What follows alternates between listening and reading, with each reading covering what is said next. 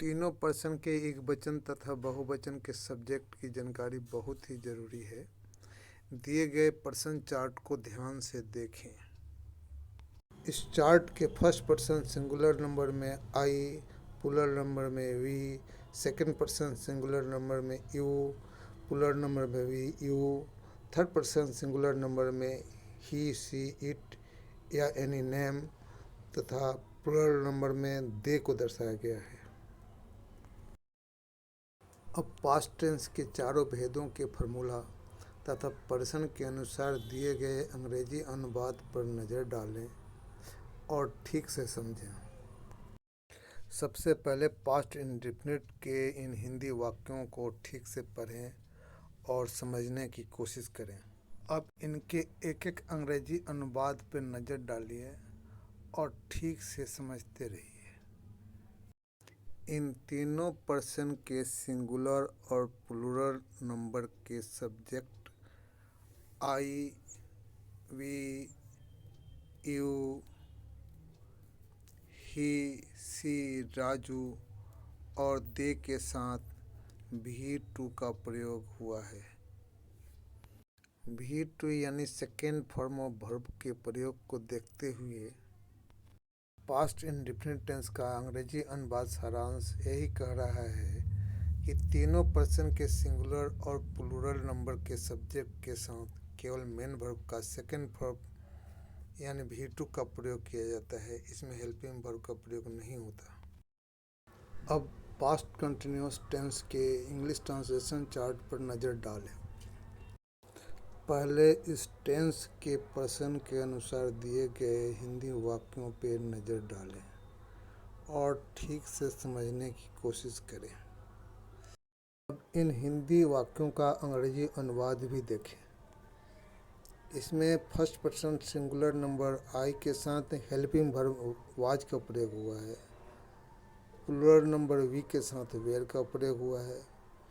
Second person singular तथा plural number you के साथ वेयर का प्रयोग हुआ है। लेकिन थर्ड पर्सन सिंगुलर नंबर ही, सी, राजू के साथ वाज का प्रयोग हुआ है और फिर प्लूरल नंबर दे के साथ वेयर का प्रयोग हुआ है।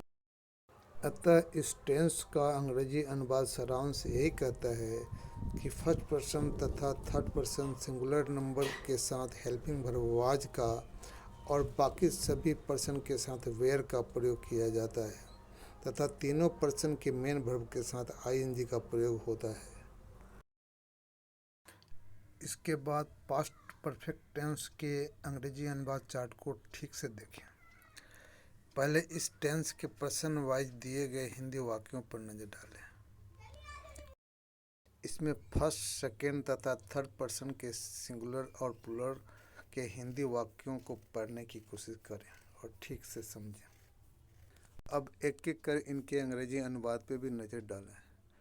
इसमें फर्स्ट पर्सन सिंगुलर और प्लूरल नंबर के सब्जेक्ट आई और वी के साथ हेल्पिंग वर्ब हैड का और वी थ्री का प्रयोग हुआ है। सेकेंड पर्सन सिंगुलर और प्लूरल नंबर के सब्जेक्ट यू के साथ भी हैड और वी थ्री का प्रयोग हुआ है। थर्ड पर्सन सिंगुलर तथा प्लूरल नंबर के सब्जेक्ट ही, सी, राजू और दे के साथ भी हैड तथा भी थ्री का प्रयोग हुआ है। अतः पास्ट परफेक्ट टेंस का अंग्रेजी अनुवाद सारांश यही कह रहा है कि तीनों पर्सन के सिंगुलर और प्लूरल नंबर के सब्जेक्ट के साथ हेल्पिंग वर्ब हैड तथा मेन वर्ब भी थ्री यानी थर्ड फॉर्म ऑफ वर्ब का प्रयोग किया जाता है। अंत में पास्ट परफेक्ट कंटिन्यूअस टेंस पर नज़र डालने की कोशिश करें। पहले पर्सन वाइज दिए गए इस टेंस के हिंदी वाक्यों को पढ़ें और समझें। इस पर्सन चार्ट में first person, second person, third person के सिंगुलर तथा प्लूरल नंबर के हिंदी वाक्यों को देखें और इन्हें ठीक से समझें। अब इन हिंदी वाक्यों का पर्सन के अनुसार अंग्रेजी अनुवाद पे भी नज़र डालें।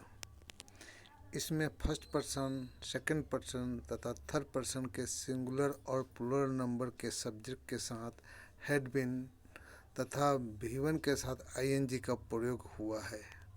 अतः इस टेंस का अंग्रेजी अनुवाद सारांश यही कह रहा है कि तीनों पर्सन के सिंगुलर और प्लूरल नंबर के सब्जेक्ट के साथ हैड बीन तथा मेन वर्ब के साथ आईएनजी का प्रयोग होता है।